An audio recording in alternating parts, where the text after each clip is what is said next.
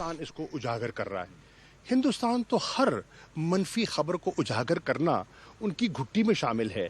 वो अपने गिरेबान में नहीं झांकते, उनको पाकिस्तान की हर छोटी मोटी चीज़ पर भी उसको बढ़ा चढ़ा कर पेश करना उनकी आदत सी है। तो हम उससे जिसे कहते हैं ना, that's nothing new for us. जहाँ तक एक वाक़या का ताल्लुक है, मैं समझता हूँ कि उस पर एक इंक्वायरी हो रही है, इन्वेस्टिगेशन हो रही है और एक ज़िम्मेदार शख्सियत इन्वेस्टिगेशन कर रही है। एक 10 दिन की मोहलत उनको दी है। मैं उस पर उजरत में कोई इजहार राय नहीं करना चाहूँगा। मुझे हैरानी हो रही है कि इस वक्त बहुत से लोग मुतज़ाद बातें कर रहे हैं। मैंने सिंध के वज़ीर आला की प्रेस कॉन्फ्रेंस भी सुनी और फिर मैंने उनका असेंबली में जो मौक़िफ़ उन्होंने पेश किया उसको भी सुना। उसमें भी एक तज़ाद दिखाई दे रहा था। बिलावल ने भी बात की और वो मुझे लग रहा है कि उन्हें जो कि उन पर एक दबाव आया क्योंकि वो मेज़बान भी थे और उनकी कराची की पुलिस जो उनके ताबे है, उनके मातहत है और उनके चीफ एग्जीक्यूटिव के मातहत है, उससे कार्रवाई भी हो गई। तो उस पर मुझे लगता है वो कुछ दबाव में थे और उनको डर था कि पीडीएम कहीं टेक ऑफ करने से पहले ही क्रैश लैंड न कर जाए। तो उन्होंने भी इजहार किया। लेकिन इंतज़ार कीजिए, हक़ाइक़ सामने आ जाएंगे। कुछ फुटेज सामने आ गई है, कुछ फुटेज ने कलाई खोल दी है। जो मफरूज़े थे कि ये कौन शख्सियत है, कहाँ से हिदायत दी जा रही हैं, वो आपके सामने आ गया। मज़ीद चीज़ें भी सामने आ जाएंगी। यूएन का चूँकि तो यूनाइटेड नेशन में जम्मू कश्मीर का जो इशू है, रेजोल्यूशन हमारे उनके यहाँ पड़ी हुई हैं, लेकिन हमारी इतलात ये हैं कि गवर्नमेंट ऑफ पाकिस्तान इंटरेस्टेड है कि सरताज अजीज़ रिपोर्ट की जो एक कमेटी बनी है और उसके बाद उसकी रिकमेंडेशन आई, उसकी बेस के ऊपर गिलगित बल्तिस्तान को एक प्रोविजनल स्टेटस देने जा रहे हैं आपको। तो क्या ये बात दुरुस्त होगी कि एक ऐसे टाइम में कि जब इंडिया ने वहाँ पे 370 और 35A को रिवोक कर लिया तो पाकिस्तान भी उसको एक स्टेटस दे दे? देखिए, पहली बात तो ये है कि जहाँ तक आर्टिकल 370 का ताल्लुक है, पाकिस्तान की नज़र में इसकी कोई अहमियत नहीं है। वो उनका एक अंदरूनी मामला है, उनका आइनी शक है, उस पर तरमीम कर दें न करें हमारी बला को। हमें जो तशवीश है वो जो वहाँ वो डेमोग्राफिक चेंज ज़बरदस्ती जो कर रहे हैं और एक मुस्लिम अक्सरियत को अक़लियत में तब्दील करने की कोशिश कर रहे हैं, उस पर हमें यकीनन तशवीश है। बाकी आपके सामने है कि अक़वाम मुत्तहिदा की जो करारदादें हैं, हम उनसे गाफिल नहीं हैं। हमारा जो हिस्टोरिक नुक्ता नज़र है, हमारी उस पर नज़र है। हमने कोई ऐसा कदम उजलत में नहीं उठाना जिससे कि हमारी जो कश्मीर की पोजीशन है वो डाइल्यूट हो। बिल्कुल नहीं, हम उस पे हसास भी हैं और कॉन्शियस हैं। अब इसके लिए एडमिनिस्ट्रेटिव अरेंजमेंट्स की जा सकती हैं और ऐसी कदगन नहीं है। इसके लिए भी मैं समझता हूँ कि एक नेशनल कंसेंसस दरकार है। हमारी नशिस्तें हुई हैं और उन नशिस्तों में मैंने देखा है कि मुख्तलिफ पॉलिटिकल पार्टीज़ ने अपना नुक्ता नज़र बयान किया है और उन्होंने न सिर्फ अपना नुक्ता नज़र बयान किया है, उन्होंने कहा है कि हम उसको अपने मंशूर का हिस्सा बना रहे हैं। पीपल्स पार्टी का मौक़िफ़ आपसे छुपा हुआ नहीं है, आपके सामने है और वो अपने मंशूर का हिस्सा इसको गर्दानते हैं। जो सरताज अजीज़ साहब की रिपोर्ट है वो PMLN से उनका ताल्लुक़ है और उन्हीं की रिपोर्ट है और उनकी ही रिकमेंडेशंस हैं। PTI का एक मौक़िफ़ है, दीगर जमातों का भी अपना मौक़िफ़ है। हम समझते हैं कि इसको एक लार्जर कॉन्टेक्स्ट में देखकर और गिलगित बल्तिस्तान के लोगों की जो ख्वाहिशात हैं हम उनको भी सामने रखें। اپنے تاریخی موقف کو بھی سامنے رکھیں اور ان قوتوں کو بھی سامنے رکھیں جو گلگت بلتستان کے اندر اس وقت سب نیشنلزم کو شورش کو ہوا دینے کی کوشش کر رہے ہیں، جانتے ہوئے کہ سی پیک کے لیے اس کی کتنی اہمیت ہے۔ تو ان سب چیزوں کو سامنے رکھتے ہوئے ہم وہاں کے مقامی حالات کو، لوگوں کے جذبات کو، نیشنل کنسنسس کو اور کشمیر پر اپنی پوزیشن کو اور ہمارے جو کشمیری ہیں ان کی قیادت کو اعتماد میں لے کر کوئی قدم اٹھائیں گے۔ کوئی جلد بازی میں قدم اٹھانے کا ارادہ نہیں ہے۔ ایک منٹ مجھے ایک امپورٹنٹ کوشچن ہے۔ ان کو برطانیہ جانا پڑے، وزیر اعظم نے کہا ہے کہ نواز شریف صاحب کو واپس لانے کے لیے اگر ان کو خود برطانیہ جانا پڑے تو وہ جانے کو تیار ہیں اور بورس جانسن سے بھی بات کرنے کو تیار ہیں، تو کیا برٹن گورنمنٹ ان کی ایکسٹریڈیشن کے لیے ان کو واپس لانے کے لیے پاکستان سے کوآپریٹ نہیں کر رہی ہے؟ دیکھیے ایکسٹریڈیشن تو ابھی ہماری ان کے ساتھ اس قسم کا ارینجمنٹ تو نہیں ہے نا۔ سوال یہ ہے جو انڈرسٹینڈ کرنے والی چیز ہے اور جو برطانیہ کو سمجھنی چاہیے کہ نواز شریف صاحب باہر تشریف کیوں لے گئے۔ کیا ایک کنوکٹڈ پرسن پاکستان کے قانون کے مطابق باہر جا سکتا تھا یا نہیں جا سکتا تھا؟ اگر اسپیشل گنجائش پیدا کی تو کس بنیاد پر پیدا کی گئی؟ ہیومینیٹیرین گراؤنڈ پر پیدا کی گئی، کیونکہ اس وقت آپ کے علم میں ہے کہ ایک بالکل تاثر بن چکا تھا اور میڈیا بھی اس کو رپورٹ کر رہا تھا کہ ان کی زندگی کو خطرہ ہے اور زندگی اور موت کی کشمکش میں ہے۔ جب پلیٹلیٹس کا ذکر ہوتا تھا تو لگتا تھا کہ خدا نخواستہ کبھی کچھ ہو سکتا ہے۔ تو اس کو بنیاد بناتے ہوئے ان کی ایشورنسز پر اور جو ایشورنسز ان نے اور ان کے بھائی جو مسلم لیگ نون کے صدر ہیں جو ان نے دی اور جو انہوں نے موقف عدلیہ کے سامنے رکھا، عدالتوں کے سامنے رکھا، اس سارے ماحول کے اندر آپ کے علم میں ہے ہم نے تو ایک شیورٹی بانڈ کا ذکر کیا تھا اور اس میں ایک خطیر رقم تھی جو ہم کہتے تھے کہ ان کو اس کی اس قسم کا شیورٹی دینی چاہیے، لیکن عدالت نے اس کو تب مناسب نہیں سمجھا۔ ہمیں احترام ہے ان کا۔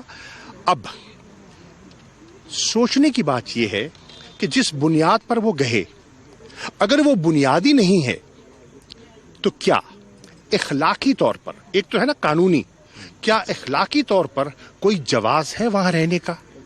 میں سمجھتا ہوں اخلاقی طور پر، سیاسی طور پر کوئی جواز نہیں ٹھہرتا اور انہیں از خود واپس آنا چاہیے اور آ کر کیسز کا سامنا کرنا چاہیے، اپنی صفائی پیش کرنی چاہیے اور اگر ان کے پاس ٹھوس شواہد ہیں جس پہ وہ جو ان پر الزامات لگائے گئے ہیں وہ جو متعلقہ ادارے ہیں ان کی تسلی تشفی کروا سکتے ہیں تو فبہا جی، تو یہ ایک موقع ہے، اس موقع کو ان کو ضائع نہیں کرنا چاہیے۔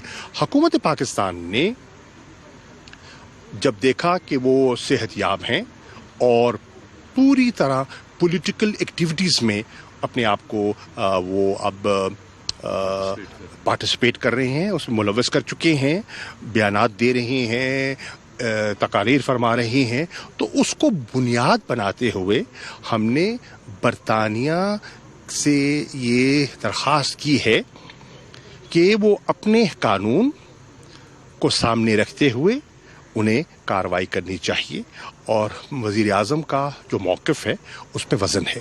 سر یہ بتائیے کہ ابھی آپ نے بات کی الزامات نہیں لگانے چاہیے، لیکن پہلی بار ہم نے یہ دیکھا ہے کہ وفاقی وزراء وفاقی افسران پر یہ الزام عائد کر رہے ہیں کہ وہ کسی اور کے کہنے پر ایکٹ کرتے ہیں۔ مثلا سندھ پولیس کے حوالے سے جو شہباز گل صاحب نے کہا، فواد چودھری صاحب نے کہا، شبلی فراز صاحب کہہ رہے ہیں، تو اگر حکومت کے پاس اس ملی بھگت کے کچھ ثبوت ہیں، انکوائری کیوں ہولڈ نہیں کی جاتی اور کارروائی کیوں نہیں کی جاتی؟ پی آئی ڈی میں بیٹھ کر صرف الزام کی حد تک یہ دیکھیے میں تو عرض کر چکا ہوں کہ انکوائری ہولڈ ہو چکی ہے، وہ اس کے بعد الزام لگے۔ سر دیکھیے مسئلہ دیکھیں نا، ایک پروسیس ہے، وہ پروسیس جاری ہے، اس پروسیس کو مکمل ہونے دیجیے، میرا یہ موقف ہے، اور وہ پروسیس مکمل ہو جائے گا، چند دنوں کی بات ہے، اور دودھ کا دودھ پانی کا پانی ہو جائے گا اور حقائق آپ کے سامنے آ جائیں گے۔ سر منسٹر یہ بتائیے کہ کیا پاکستان نے اگست 5، 2019 के इंडियन एक्शन से रिकनसाइल कर लिया है और पाकिस्तान ने इंडिया को टॉक्स के लिए ऑफर की थी, आपके NSA ने कहा था, तो क्या उसके ऊपर रिस्पॉन्ड आया है नई दिल्ली से?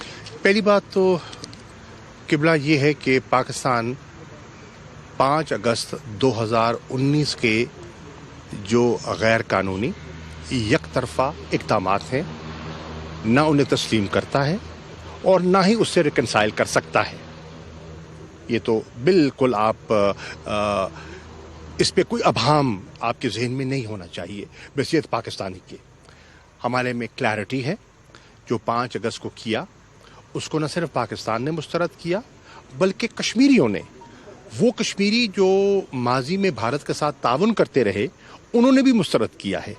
और अक्रॉस द बोर्ड 5 अगस्त के इक़दामात को मुस्तरद किया गया है। और आज हिंदुस्तान के अंदर एक बहुत बड़ा तबका है, बीजेपी सरकार को आप एक तरफ रख दीजिए, जो समझता है कि ये इक़दामात मनफी नौयत के थे और उससे उनके कश्मीर के मौक़िफ़ को नुकसान पहुंचा है और उसमें कोई उनको लोगों को मज़ीद उन्होंने लोगों को एलियनेट किया है, तो उस पर तो कोई अभाम है नहीं।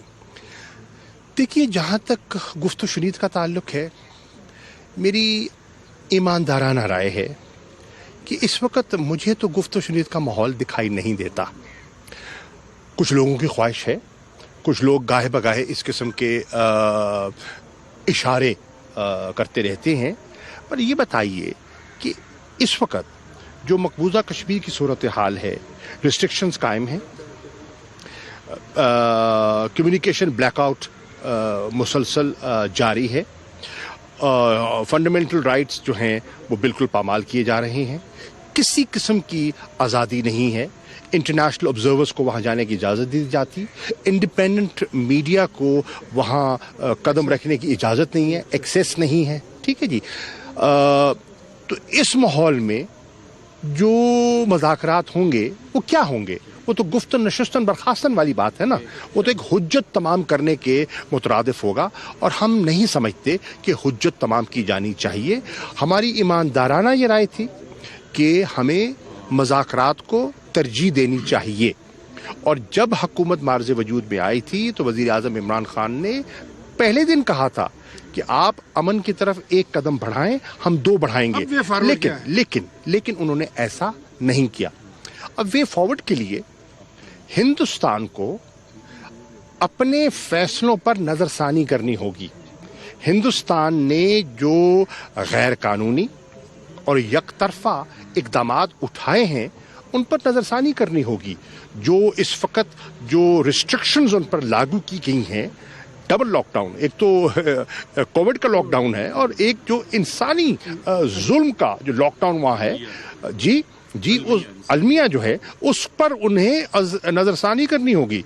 और अगर वो नहीं करते तो मुज़ाकरात बेसूद हैं। अच्छा शाह साहब, ये FATF का आज आखिरी दिन है। जी FATF के हवाले से क्या सर आप आ जाइए। शाह साहब, FATF का आज आखिरी दिन है, तो क्या तवक्कुआत है वहाँ से? देखें, FATF पे एक चीज़ तो बड़ी वाज़ेह दिखाई दे रही है और मैं नहीं चाहता कि वक्त से पहले कमेंट करना शायद मुनासिब भी ना हो, लेकिन एक चीज़ मैं एतमाद से कह सकता हूँ कि हिंदुस्तान के जो अज़ाइम थे कि पाकिस्तान को ब्लैक लिस्ट में धकेला जाए, उसमें इंशाअल्लाह वो नाकाम होगा।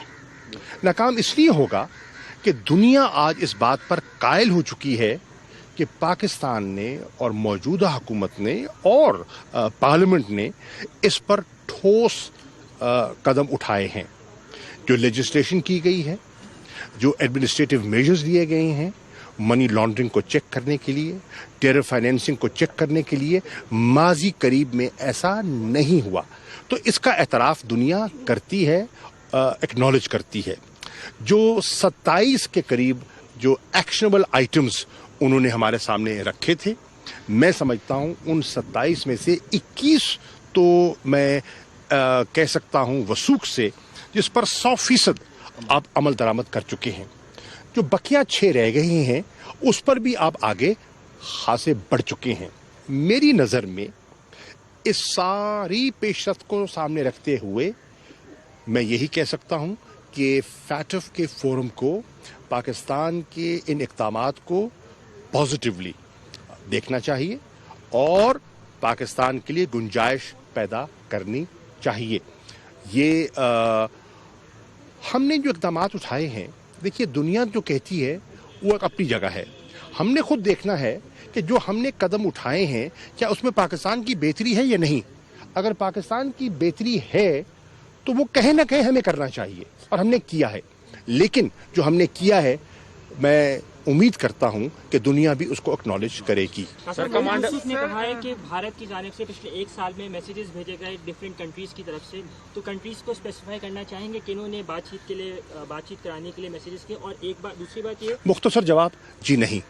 کمانڈر سیلیبریشن پہ حکومت کیا کرنی جا رہی ہے؟ دیکھیے میں عرض کرتا ہوں، میں عرض کروں، دیکھیے نا میں حیران ہوتا ہوں کہ ہر چیز میں سیاست کو گھسیٹا جاتا ہے. دیکھیے سیاست، مجھے پتہ ہے سیاسی پارٹیز کی ضرورت ہے، میں خود سیاستدان ہوں، میں کوئی بیوروکریٹ تو نہیں ہوں، میں کوئی اس لحاظ سے ڈپلومیٹ تو نہیں ہوں، میں تو ایک پولیٹیکل اپوائنٹی ہوں اور سیاست کو سمجھتا ہوں. لیکن بہت سے ایشوز ایسے ہیں جس پہ سیاست نہیں کی جاتی، جو نیشنل نوعیت کے ایشوز ہوتے ہیں. میں سمجھتا ہوں فیٹف پہ سیاست نہیں ہونی چاہیے، میں سمجھتا ہوں کشمیر پہ سیاست نہیں ہونی چاہیے، ٹھیک ہے نا. اسی طرح میں سمجھتا ہوں کہ کلبھوشن یادیو کے نقطہ نظر یا اس پر سیاست نہیں ہونی چاہیے. کیوں؟ آج جو پاکستان کر رہا ہے وہ ہندوستان کی چال کو سمجھ رہا ہے. اب ہندوستان کی چال کو سمجھیں.